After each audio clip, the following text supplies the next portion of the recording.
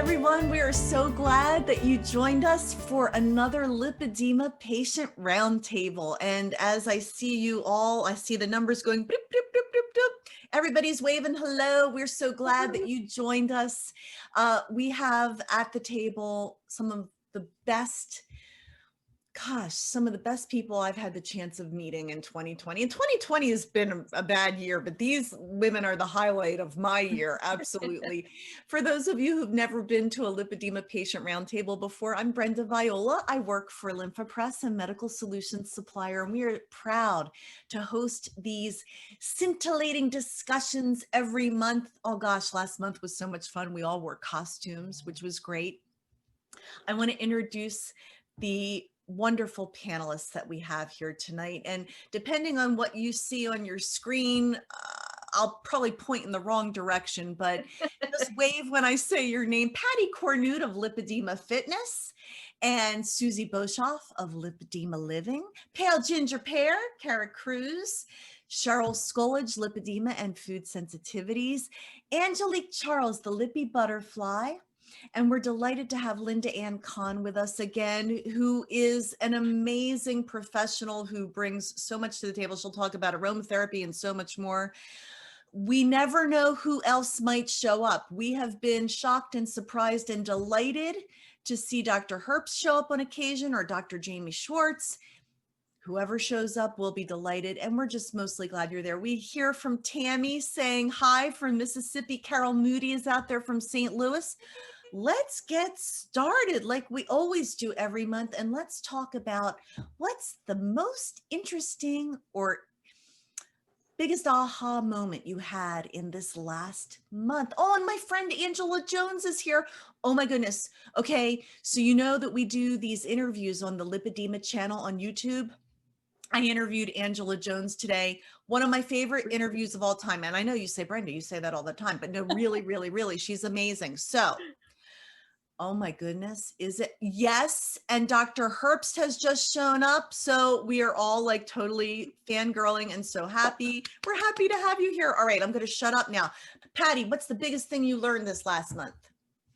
This month, I joined Peloton, the Peloton app, and I do not have a Peloton bike. I have a regular stationary bike, and it was a free month. And when you don't have the Peloton bike, the app itself is like $12 a month. So it's really inexpensive. There's all kinds of biking classes. They have walking, they have strength classes, meditation, yoga. I mean, you name it. There's just tons of great classes. And so far I'm trying out different bike trainers to see what kind of style I like. But yeah, so far it's going really well. So I recommend that. See, and when I think Peloton, I always think it's way too expensive. And I then know. $12 a month to have the app. I love it. They should hire you as a spokesperson.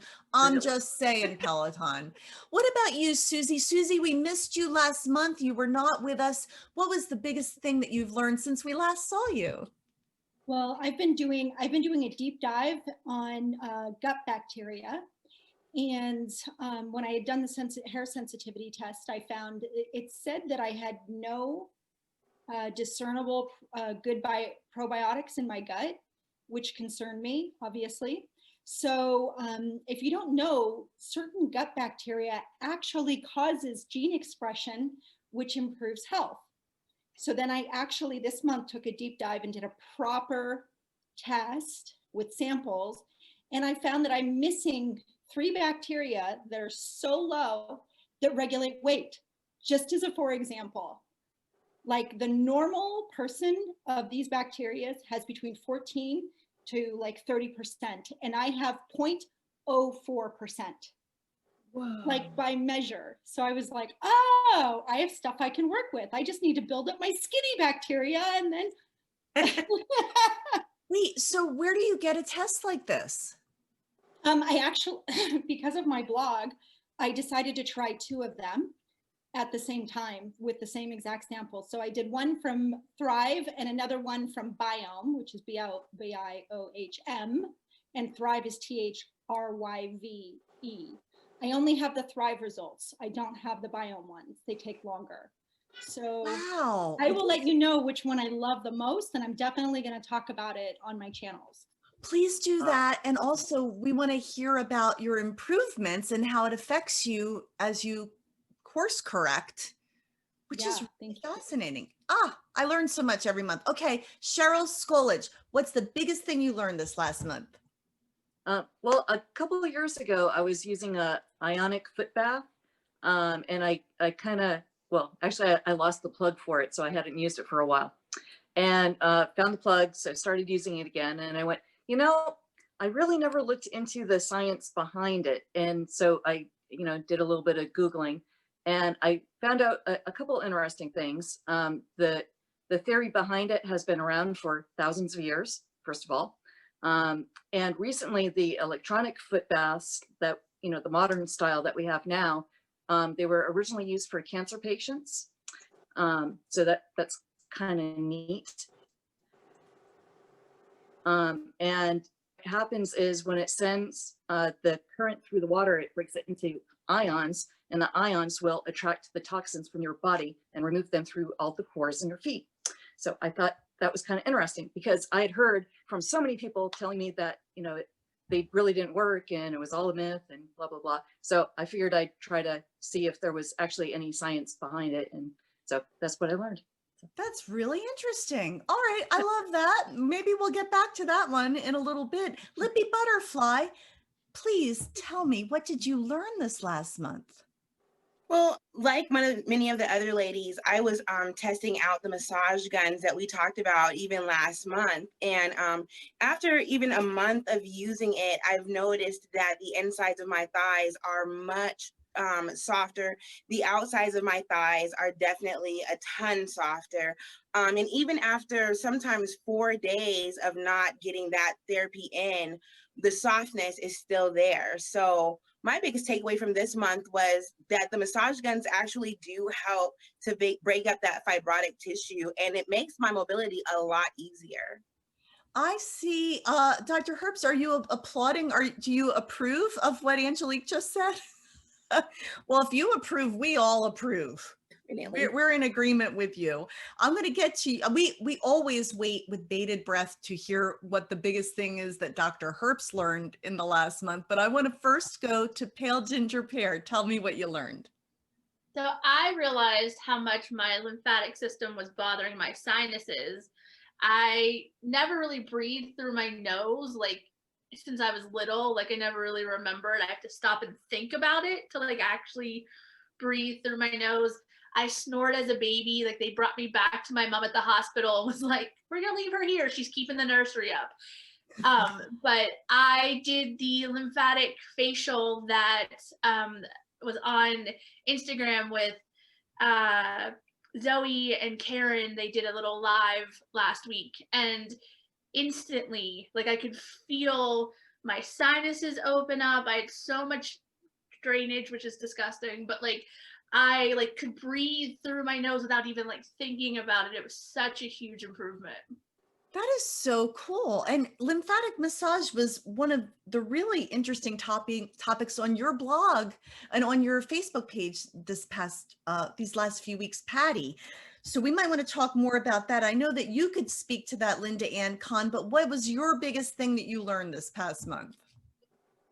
Well, it's really interesting because my legs started swelling. Now, I'm usually very much under control, but my legs started swelling. I had pain on the medial side of my knee. I thought, okay, what am I going to do? So I told myself what to do, just like I would with my clients. And I was doing self-MLD on my knee at night. I used my laser, which I use on the clients. And when we were talking about red light therapy, this is actually it was a different word for it. And so I did MLD, I did turmeric, I did arnica, and I did the MLD, and it works. That's all I can tell you, that it works. So it was really exciting to give myself advice of what I give to all my clients and feel it working on I'm a nerd. Every time I have something wrong with me, it's a great reason to try out all these things. Hey, and we all benefit. I think that we all have a little bit of the nerd in us because we geek out over this information because we find it fascinating. So, welcome to the club. Everybody who's logged on, you're probably a little bit of a nerd too, and we say that with affection and honor here. Dr. Herbst, what's the biggest thing you learned this last month? So the biggest thing I learned this last month is that in meeting a whole new set of ladies with lipedema, that many of them also had metabolic disease. And I was so surprised. I felt like I was just repeating myself over and over. Like, well, yes, you do have lipedema, but you also have metabolic disease, which is an inflammatory state and it's feeding your lipedema. So you have to take care of the inflammatory state and it's not good. And you need to take care of that now. And then the next one and same thing. And the next one, the same thing. And I'm like, really? You know, I just, we published a table showing that as you increase in stage, you increase in metabolic disease, but I was seeing it in women who weren't stage 3. So I guess I think it's really important if you have lipedema to be tested to see if you have metabolic disease. And the way I like to do that is you want to look at your lipid panel, you want to measure your waist, you want to look at your blood pressure, and most importantly, you can get a hemoglobin A1C, but that's not the best test. The best test is a fasting insulin and glucose level or an oral glucose tolerance test. And if you just do a fasting insulin and glucose level, in so many of the ladies that I saw, it was abnormal. So they had insulin resistance that was twice the normal population. And there are things that you can use to treat it. So it's definitely worth finding out. Absolutely. Now, you've been devoted to the study of this condition for many, many years, and yet this was somewhat of a new surprise to you, Dr. Herbst? Well, I have always looked for metabolic disease in women with lipedema, but I'm not used to seeing so many patients in a row, all of them with metabolic disease. Like, what's Wow. going on? Is it the pandemic?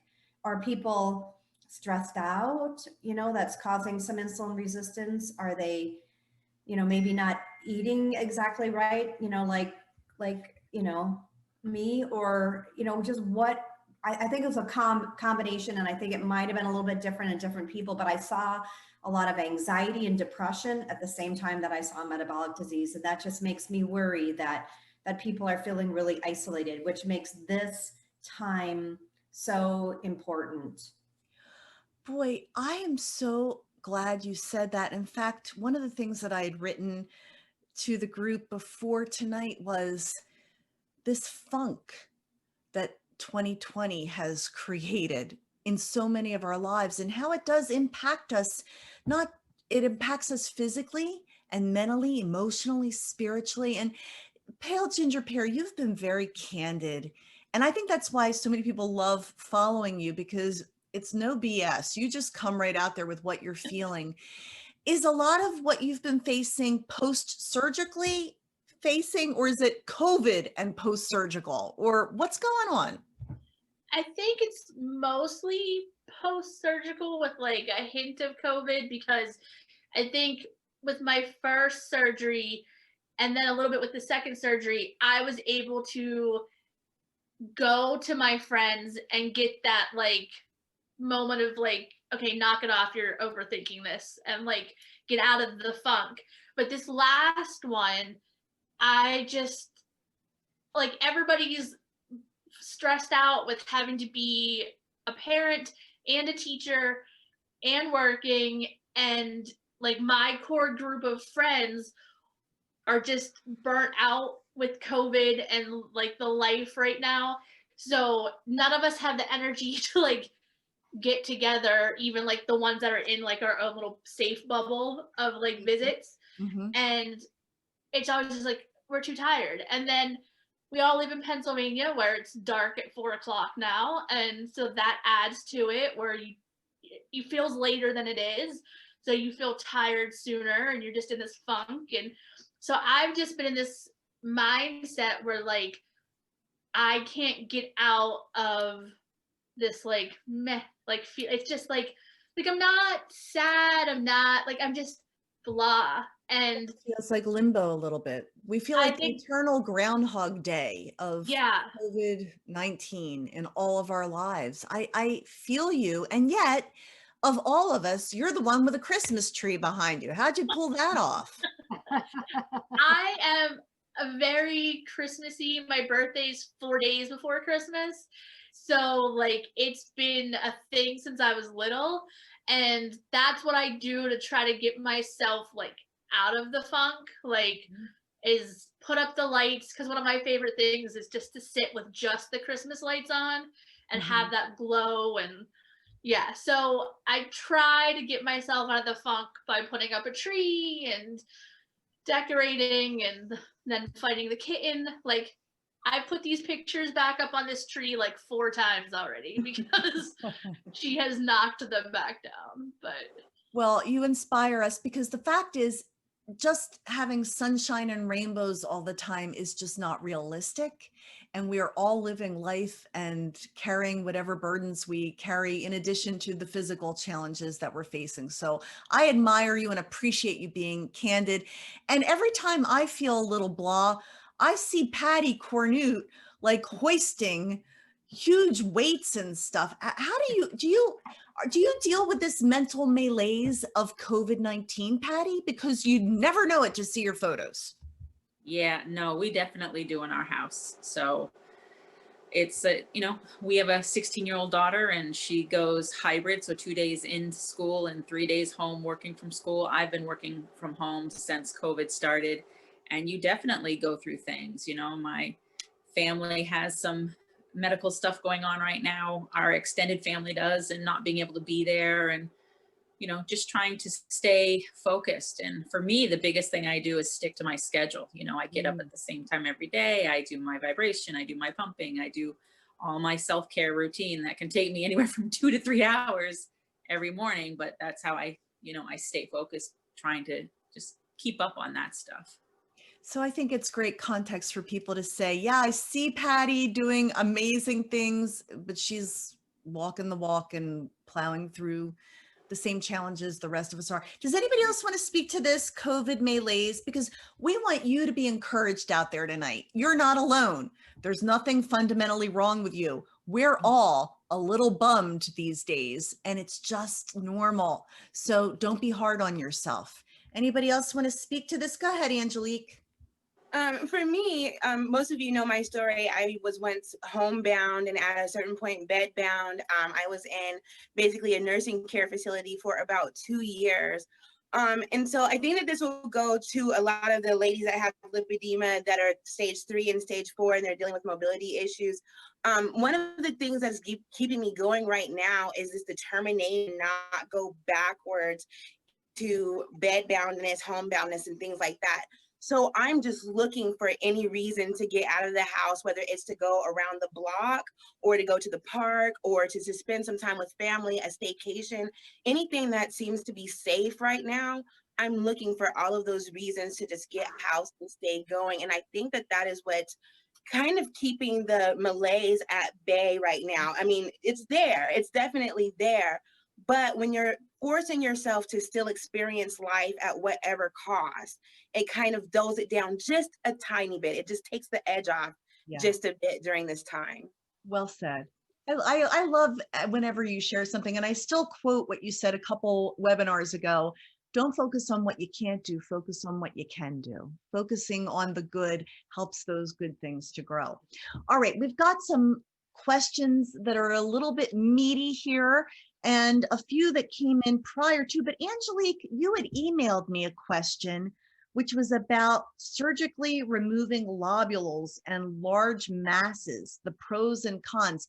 Do you want to add to that question, and maybe our medical experts can weigh in on this? I've gotten this question over the years, I mean, multiple times. I had, and still do, have very large lobules on my inner thighs. They're starting to grow on my outer thighs. Friends and family over the years had asked, and now I'm getting more people that are in our audience asking, why can't we just remove them in the way that Dr. Now does that what he's calling skin removal at the end of his surgical procedures. We can tell by looking at the patients a lot of times that they have lipedema, and it seems like it would be just so simple to remove them. And over the years, I've struggled with explaining to people why that is not a really good procedure. We know that a lot of times there are some downsides to that, but I did want to see what the other ladies had to say about removing those lobules surgically, and especially Dr. Herbst, since we have her here. We love putting you on the spot, Dr. Herbst.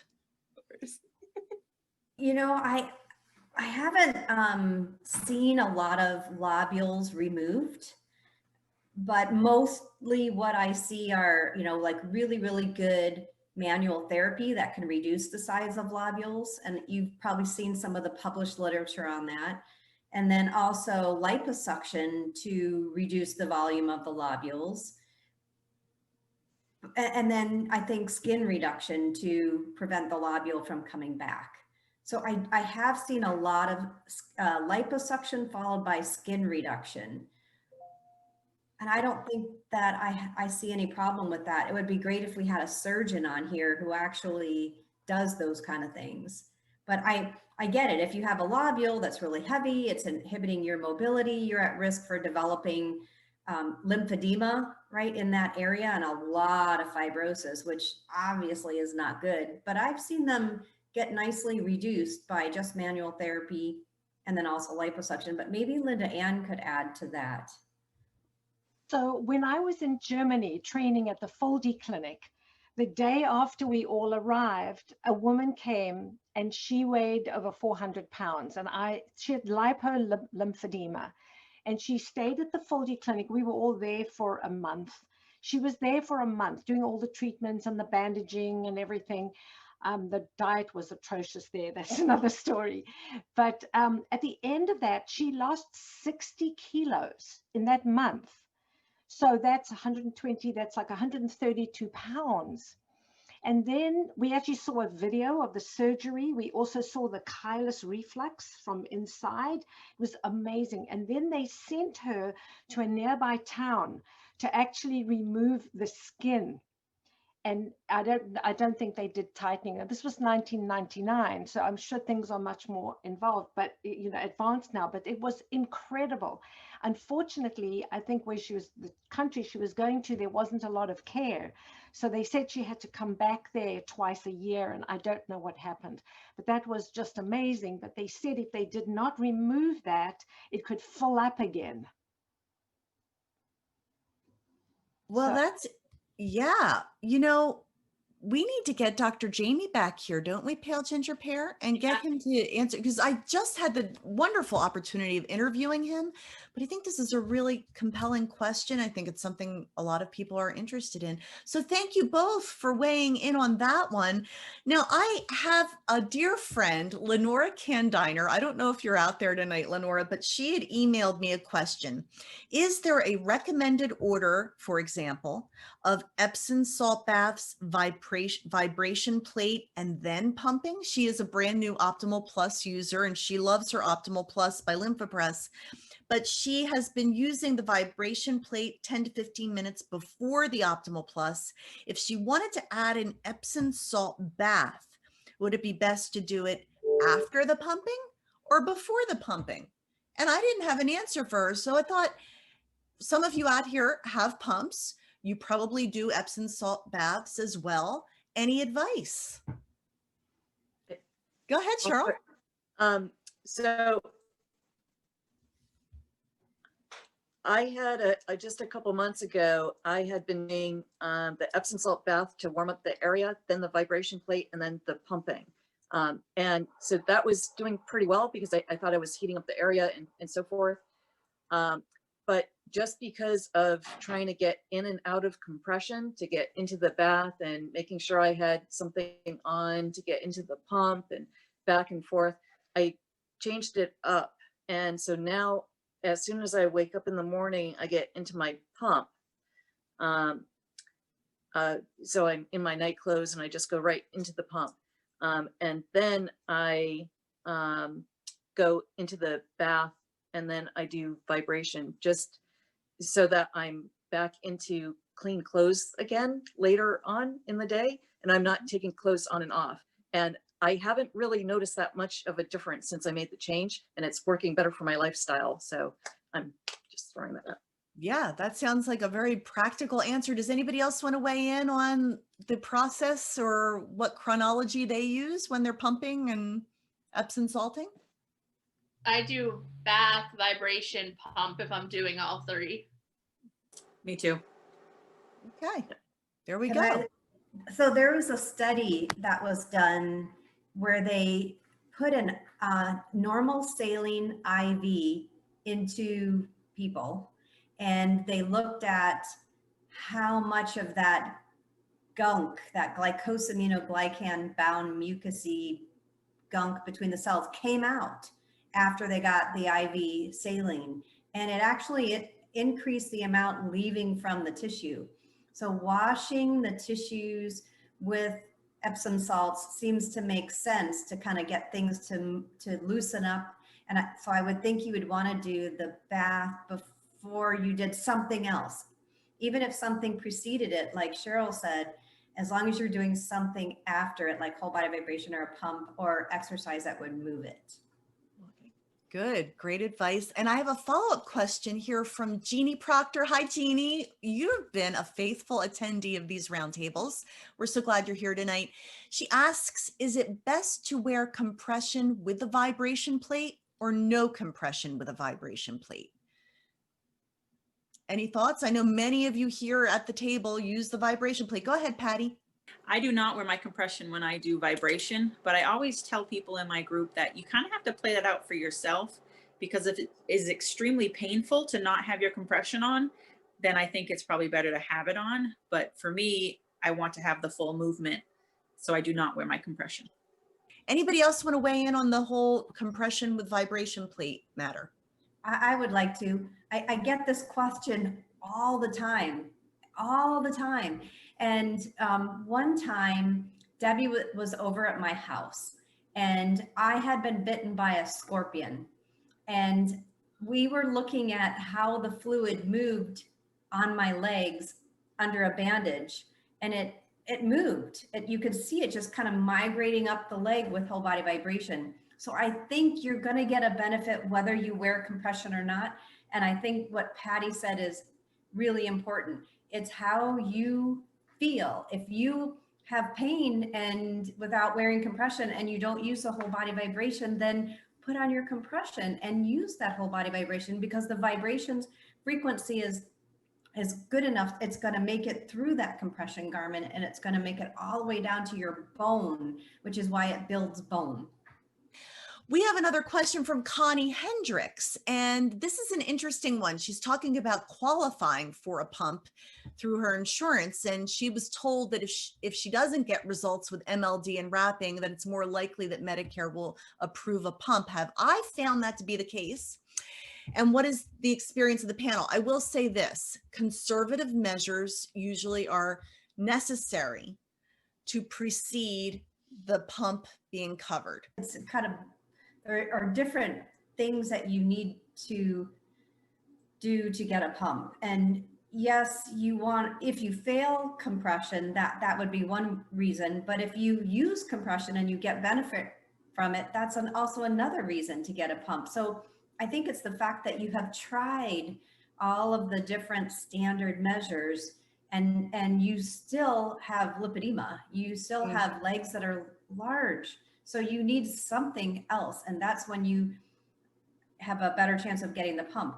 But you also have to have like venous disease with an ulcer, and you have to have lymphedema. And I just think that lipedema fits perfectly because it's a congenital condition.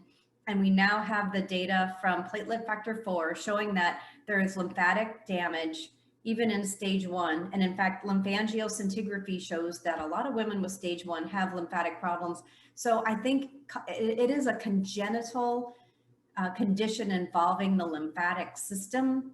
and you check that little box off and you say, yes, I wear my compression garments, I exercise, I've been dieting, I went to MLD, I didn't benefit from it, or even if you did, but you tried all these things, you still need something else. And that's the best way to get a pump. And having a therapist that works with you actually gives it some ammunition as well. That was so well said. I see the hands. Go ahead, Linda and Kahn, and then we'll go to you, Patty. Well, I've seen the same thing with patients trying to get insurance for surgeries. We're doing so many post-surgical now, and I've written a lot of letters, and it's the same thing.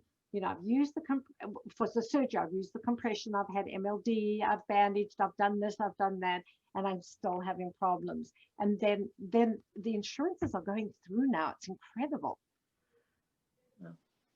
So Very they want good. to make sure that you've tried all of these conservative measures. Yes. Gotcha. What about you, Patty? You wanted to weigh in on this.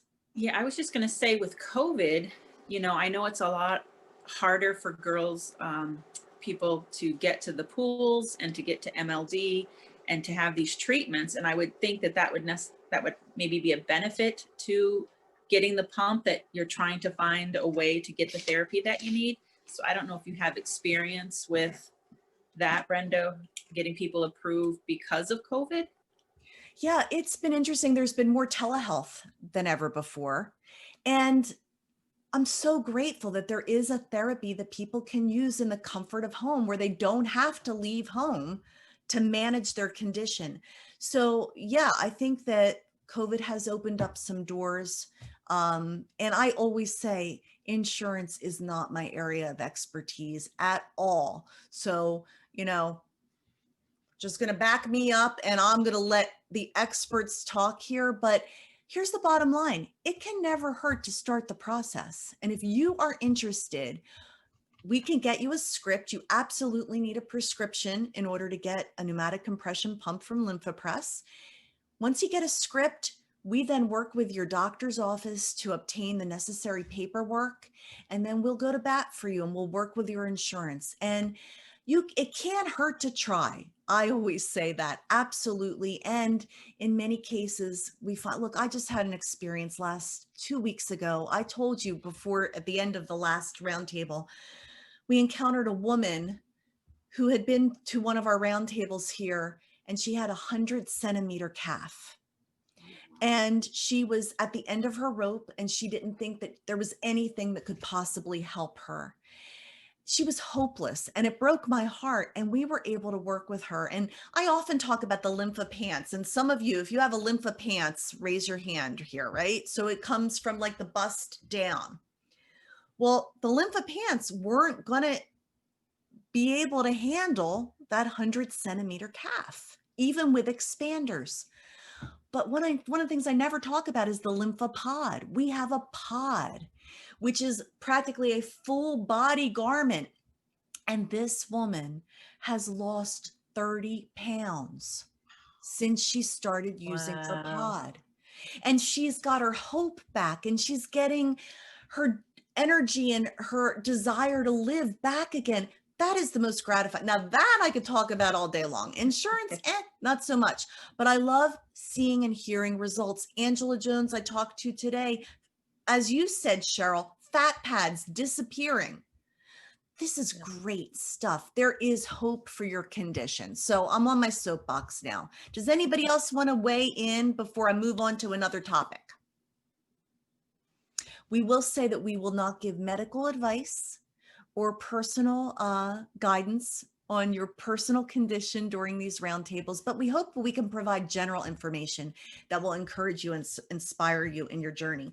We had a question come in on Cheryl's Facebook page that was so interesting. Is there a blood type that is prone to lipedema? And I don't think there was a definitive answer, was there, Cheryl? Not really. There were over 150 comments on that discussion.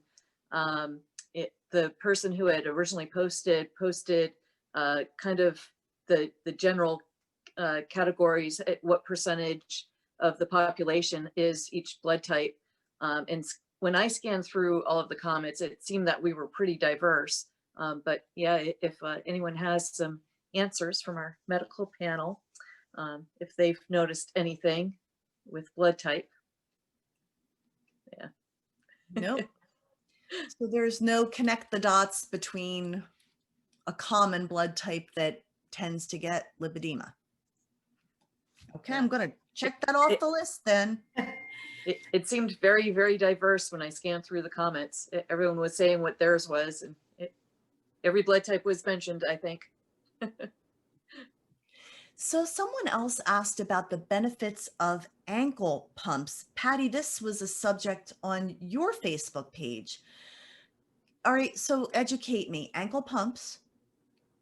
Yeah, I was actually doing research on lymphostatic fibrosis and trying to learn more about that and what I can do, because, you know, that's something I've been really focusing on. And within the learned documents that I was going through was the statement that 1 minute of ankle pumps improves circulation for a half an hour. And I just was like, wow, that was kind of surprising to me to be that much for, you know, a minute of ankle pumps. And, you know, ankle pumps are, you know, you've got your feet and you're pointing and flexing your toes and you go slow and you feel that it engages your calf muscle and it really gets the circulation going, which helps to move your lymphatic system and the whole thing. And we've really been focusing in my group on, you know, short windows of activity. So when you feel like you don't have enough energy or enough time to do, you know, a full hour of a workout, how can we get in these short chunks of activity throughout the day? And so we've been doing 10-minute challenges and, you know, what are you doing for 10 minutes? And, you know, Tabatas are great ones for, you know, getting in some quick workouts. And so I've been sharing little bits of what you can try to do. And then we get these discussions and people talk about, well, can I do them standing and do standing calf raises? And I'm like, yeah, you can do all of it, but it doesn't have to be to that extent. It can be in your bed. You know, I tend to do those things before I get up in the morning. You know, I do my ankle pumps, I do the windshield wiping and the rotations before I even step out of bed. So Wait a minute. Okay, so are you actually using equipment with this, or is this just a movement that you're doing? it's just you, just your body.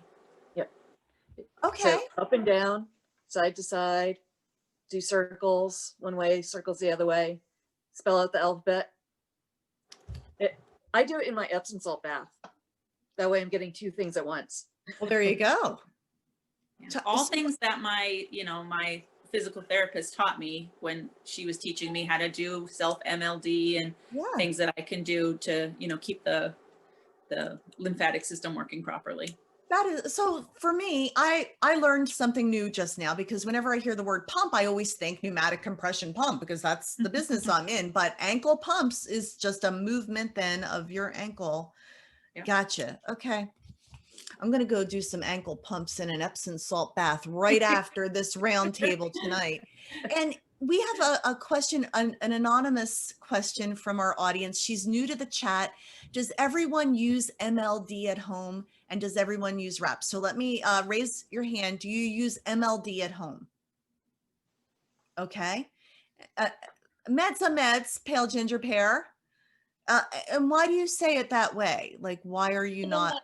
I'm not consistent with it. Okay. I get, this is just my personality. If I get out of a rhythm, I have a hard time picking back up with it. And so I just get in a rhythm, and then I've had another surgery and I don't want touched. And then I get out of my rhythm. Yeah. And then I just get back in my rhythm, but I have another surgery. So this year has been rough with it, but I use my pump and I do dry brushing, but the massage has been a little bit tender, so I haven't really done it as much. And you got to listen to your body. That's what I always hear as well. Linda, did you want to weigh in on that? I wanted to say something. You know, it doesn't even have to be a 15-minute, even a 30-minute. Even if you're just opening up the clavicle over here, and then opening the main lymphatic nodes, light pumping under the arm, and then light pumping on the groin area. That's all you need if you can't get to it. You're still doing self MLD, and it made a lot of sense with the pumps. Because when the calf pump is moving, you're moving the lymphatics. So, and I also teach my patients, even if they're in a walker, You can do lots of exercises and holding the walker and marching, as long as we're moving. Goes back to the Angelique thing. Do what you can do. Don't focus on what you can't do. I like that. Go ahead, Pale Ginger Pear. Should we open up those spots before we do the pumps with our ankles and stuff? Good. So do any of you have thoughts on Vater versus Chickley MLD? Well, I can answer that. Sure, go ahead. Connie Hendricks asked the question and we're happy to answer it. Well, I'm a Dr. Vader manual lymph drainage therapist, but I'm also a Foley therapist as well, and Casely Smith. So they're all a little bit different. And Chickley is absolutely amazing, but it's completely different, because what Bruno Chickley does is he senses where the lymph is moving and how it's moving, and moves that way, which has been very interesting, because with all the new imaging, they're showing now that a lot of times we move the lymph if someone has breast cancer, we're moving the lymph down away from the area. Sometimes those channels, when they're looking with the imaging, are actually not working. So maybe what Bruno Chickley's doing is amazing, because he's just feeling the lymph. Now, as an experienced therapist, I can feel lots of things now that I couldn't before. Yeah. But I think that all of the techniques are good. It's up to the therapist. It doesn't really matter what method you're doing. It's the therapist that's doing it, and the touch and the connection. And that's my take on it. I like that answer. I don't like the idea of I'm in this camp or I'm in that camp. We're all on the same team, and what works for you may not work as well for someone else. And that's why there's vanilla and chocolate. And I love that answer. And I love the respect that you have for the different disciplines and approaches to it. So I have a question from Diane Lankford. Is there any way to balance hormones after menopause? By the way, I'm all ears for this one. I'm 7 years past menopause and was diagnosed last year stage 2. I'm assuming I was stage 1 at menopause. I had no symptoms prior to menopause. My weight is low normal, 115 pounds, 5'4". Yeah, I was that in 8th grade, Diane Lankford. So is there a way to balance hormones after menopause? And we're all, like E.F. Hutton, want to know the answer to this question, especially those of us that are after menopause. Pale Ginger Pear, you got plenty of years yet. Well, I would say that you can always, get hormones in pill form or topical hormones, like bioidentical hormones. But what's the goal? I mean, where's the data that says if you replace back your estrogen and progesterone, your lipedema tissue goes away? I don't know if that's actually the case. And I think one of the most important things about menopause is that because the hormones do change, that you tend to gain some weight. And anytime you gain weight, it makes your lipedema worse. So I think as we approach menopause, that and puberty, as girls approach puberty and also during pregnancy and menopause, you want to just make sure you're doing everything that you possibly can. And even if you do everything you possibly can, that's not a guarantee that your lipedema isn't going to get worse. So there are no studies whatsoever on hormones and lipedema, and that really needs to be done. But with that said, I think if you have symptoms of menopause, that would be a good reason to go to a healthcare provider and find out what you can do to reduce those symptoms. But if you're looking for the perfect mix that's going to move you from stage 2 back to stage 1, I just don't know that exists. I've just never seen it happen. But I would love to hear from everybody else. Yeah. I had really bad menopause symptoms, like really, really bad hot flashes, like really. I was concerned about going on how at puberty, pregnancy, and menopause that lipedema is triggered. And so people were concerned about having bioidentical hormones and so forth. But I ended up going on the patch and estrogen, and I didn't have any issues with my lipedema getting worse from, during that time period. Yeah, I guess that's. I love Connie Hendricks' answer here in chat. Vanilla and chocolate. Oh, I thought she was saying vanilla and chocolate helps the hormones. What she's saying is vanilla and chocolate deflate. I get it. Okay, so I'm a little slow on the uptake here. I promise this is seltzer. Linda Ann, did you want to add something to that? Well, I did not go onto any hormone replacement when I went through menopause because of the lipedema. I never say my lipedema, the lipedema. So I just don't.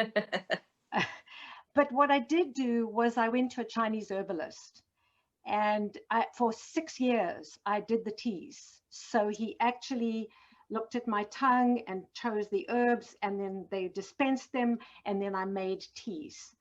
And it was amazing. And then as I would go, if there was anything else going on, maybe a little cold or whatever, he would add the herbs in.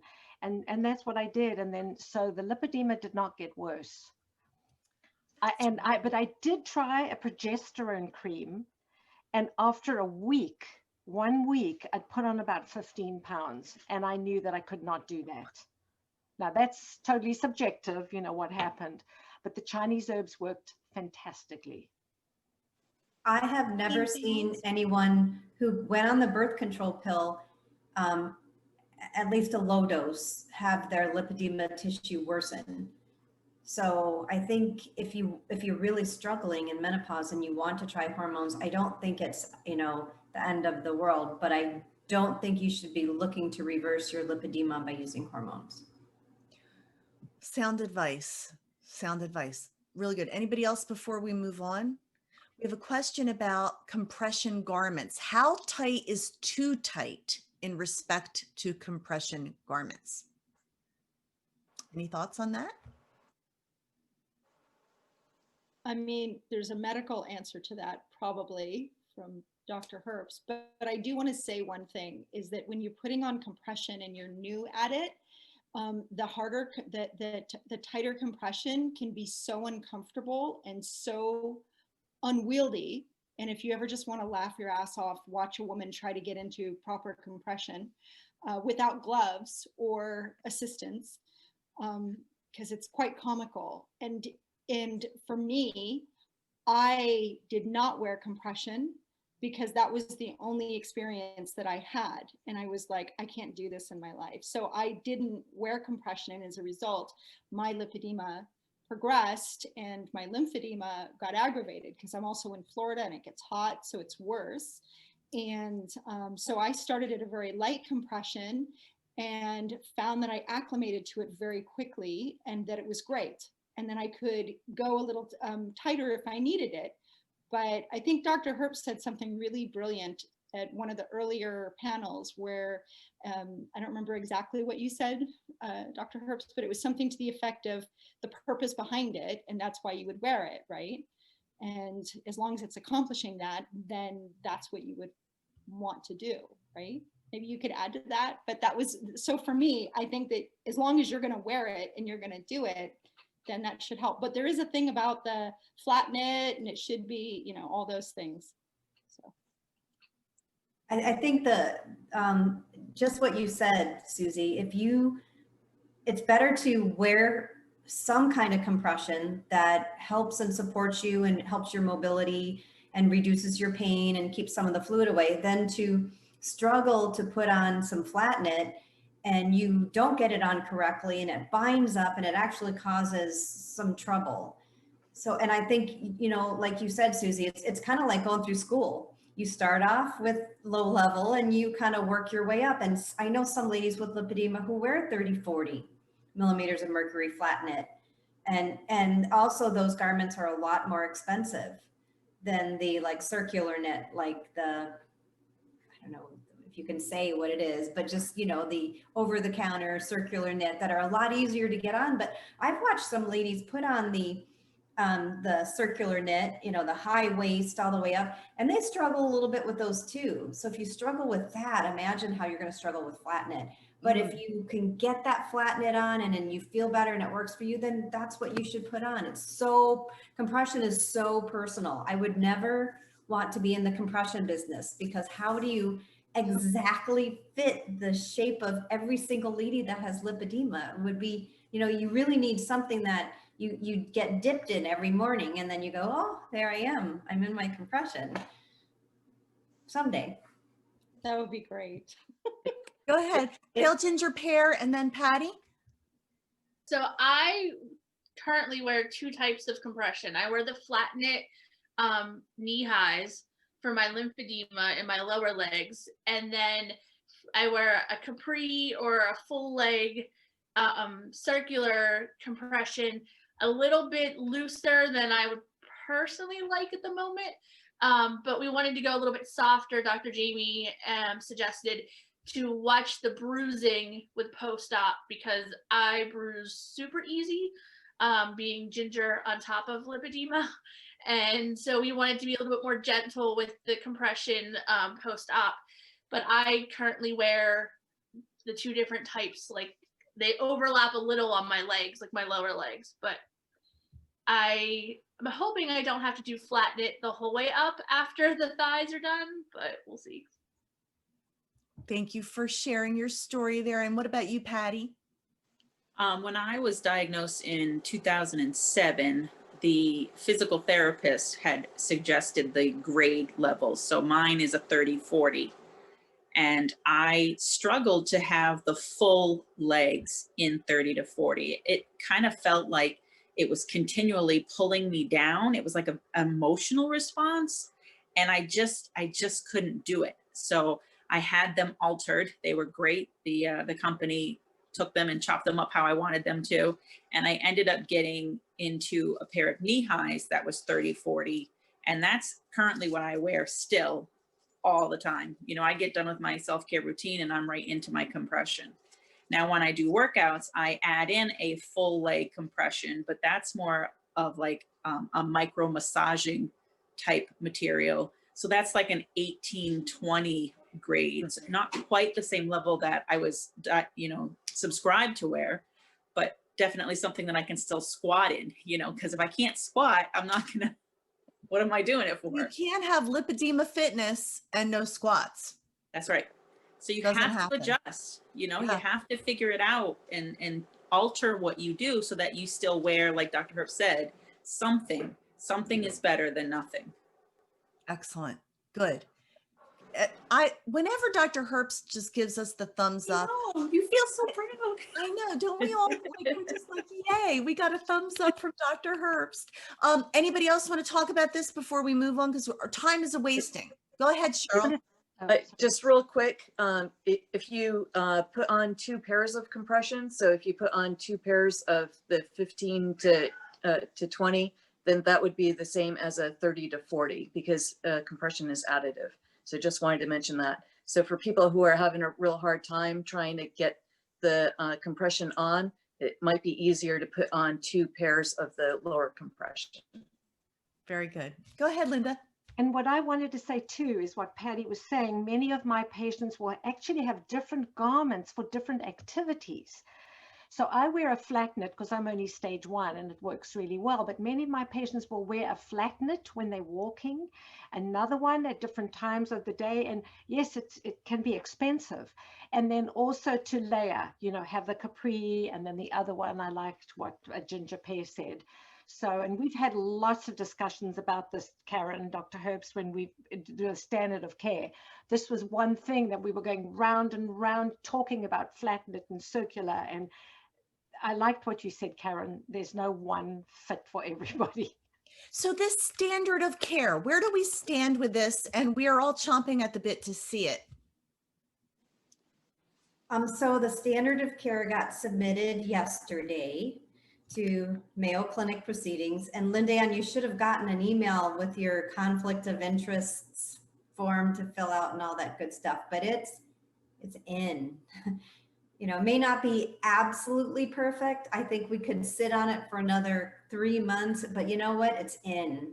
So cross your fingers. Hopefully the editors won't like just dismiss it.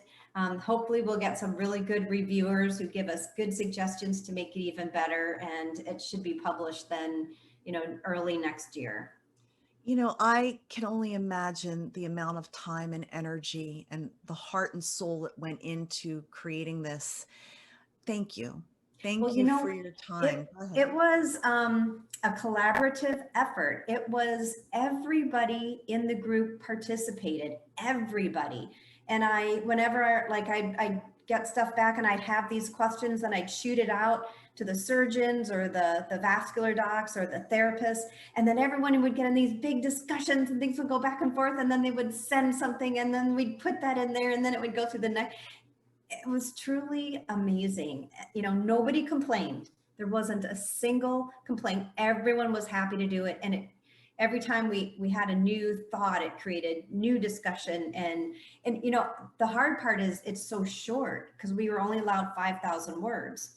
And we had so much more to say, and there were so many good parts. For example, there was this amazing section on compression, and I like totally cut it out just because we couldn't have it.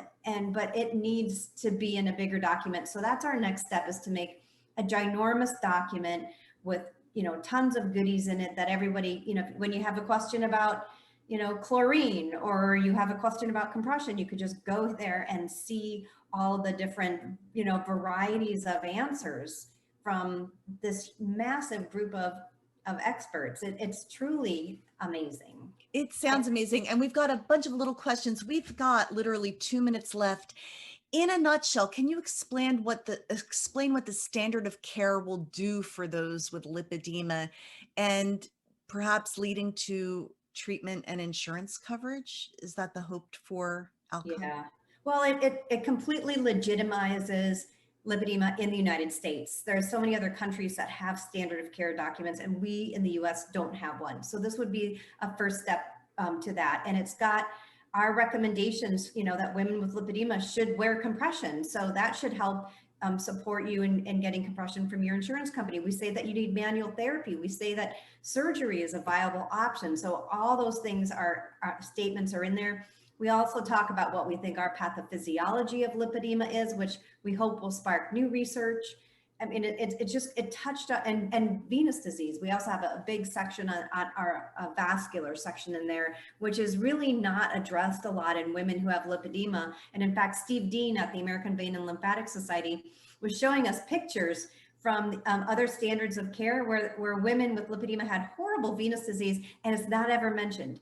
So we mentioned it in detail, and our goal was to provide as much information as possible. There are all these statements that we all supported and signed off on. I think it's really terrific. I think it's amazing, and we are out of time.